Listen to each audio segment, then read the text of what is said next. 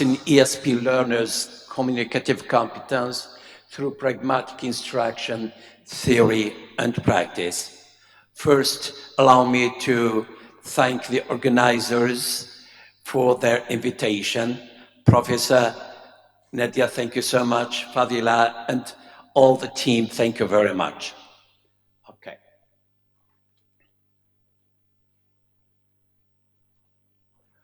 Well, I want you first to read this.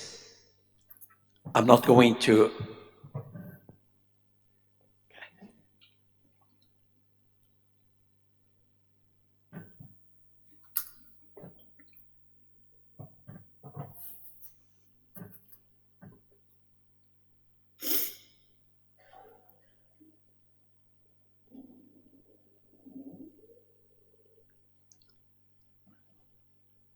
Okay, so in advance, I sincerely apologize if any part of this presentation causes you discomfort, of course. I don't know your culture and how you see things.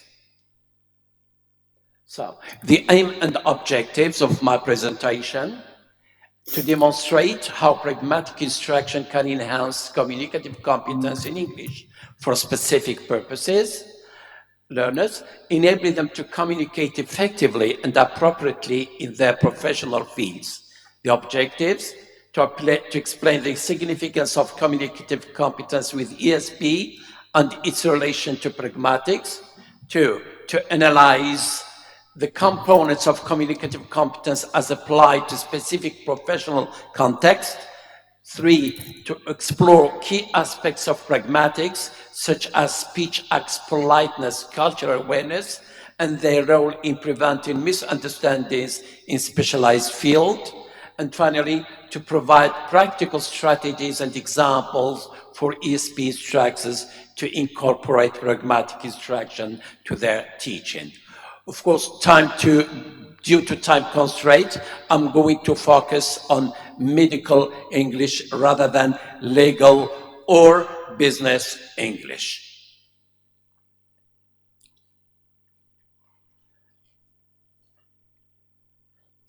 So, a brief definition of pragmatic for ESP.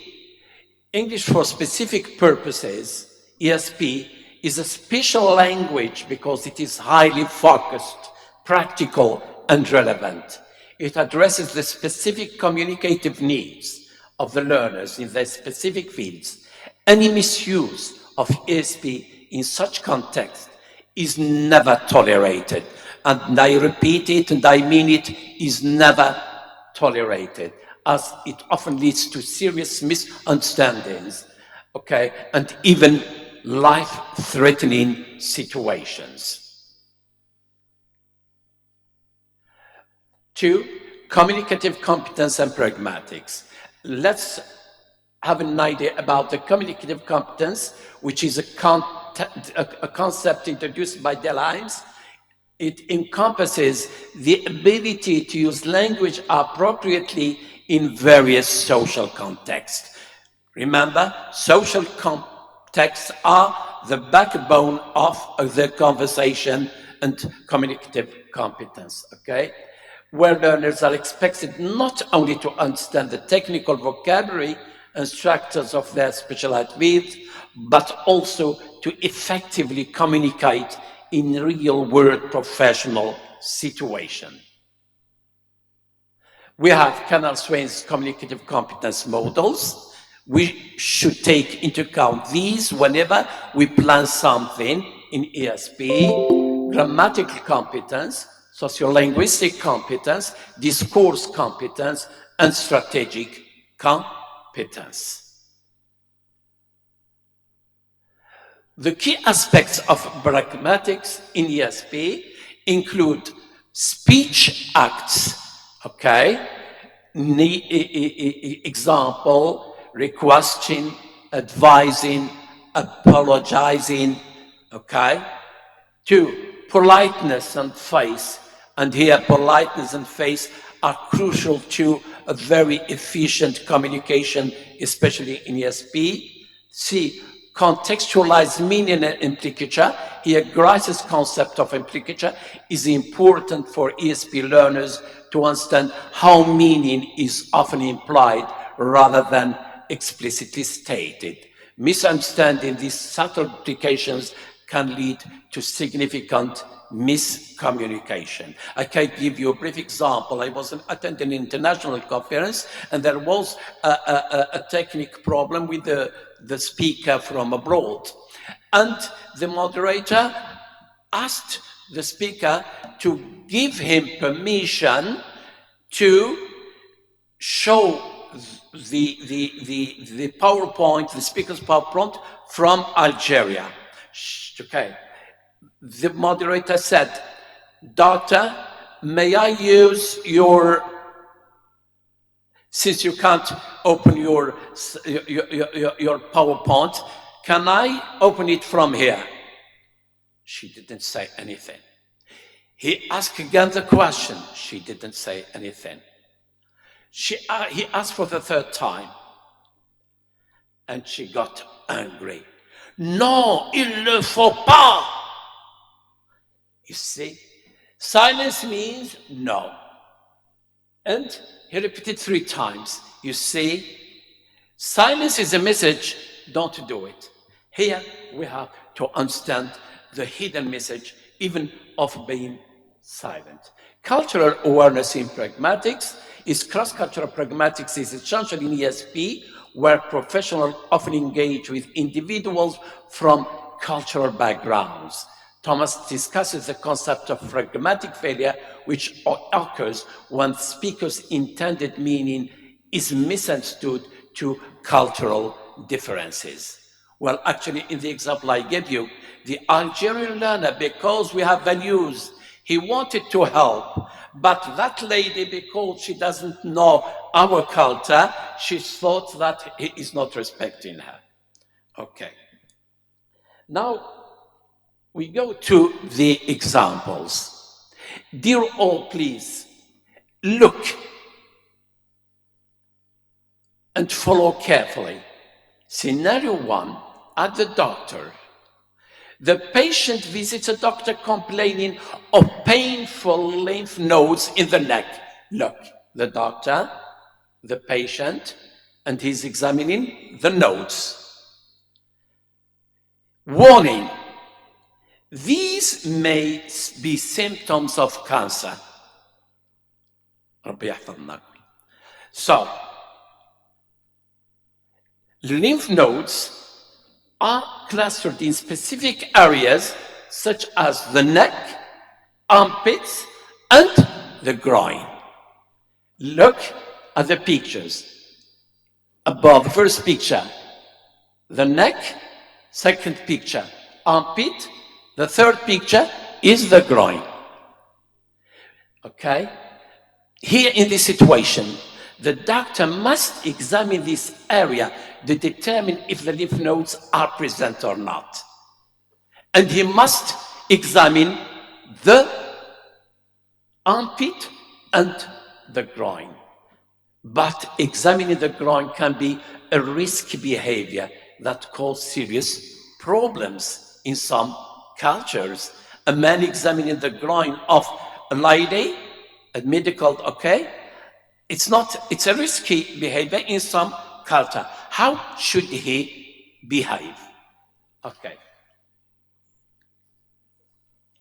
So, misunderstanding around communications can indeed create discomfort, confusion, especially in cross-cultural contexts, where norms of modesty, communication styles, and gender interaction differ significantly. Here are some examples that highlight the importance of cross-cultural competence and pragmatics for doctors. In scenario 1, how would the doctor ask a woman or even a man to undress themselves? To examine the groin. Okay. Or even the armpit. Is he going to say, please take off your trousers? Please lower your pants to your knees for the exam? Please take off the robe and drape it there over the chair? Please remove your shirt. And look at the situation there. The doctor, please undress your dress. And the lady from Sudan, okay, is, I think from Ethiopia, she's a student in UK. Her answer, are you serious? Are you crazy? Why are you asking me to undress? Naughty doctor. You see? All right. Here, I will show you how to deal with such situations using the appropriate language respecting cultures. Okay. Here, dear, we have this problem appear because of gender sensitivity. Okay. Here, a male doctor is, for example, in many cultures, interaction between men and women are strictly governed by modesty rules. For instance, a male doctor instructing a female patient to undress without offering a female a private change in area might make the patient feel uncomfortable and even violated. In some conservative culture, a woman might refuse to comply with the request, leading to delay in care. 2, we have direct and indirect communication. Some cultures value direct communication to show politeness. For example, in countries like Japan, being too direct, undress yourself now, might come off as too harsh or impolite. And there is a conflict between the patient and the doctor. Instead, a more culturally appropriate phrase could be, could you please remove your clothing from the waist down so that I can examine you? It's a long but polite and acceptable question. For religious and cultural modesty norms, in some Muslim countries, both men and women may need to stay covered as much as possible, especially in front of the opposite gender. An instruction like undress yourself could cause serious offense or distress. Please remove your outer clothing while keeping yourself covered with a sheet can make the interaction more respectful. Finally, men and women may need to stay, of undress. Different languages and cultural contexts may interpret instruction differently. For example, a request to undress yourself might be understood by some as needing to remove all clothing leading to unnecessary embarrassment, provided specific instruction like, please remove your shirt, but keep your undergarments on, clarifies the request. Okay, please remove your shirt, keep your undergarments so that I can examine your armpit.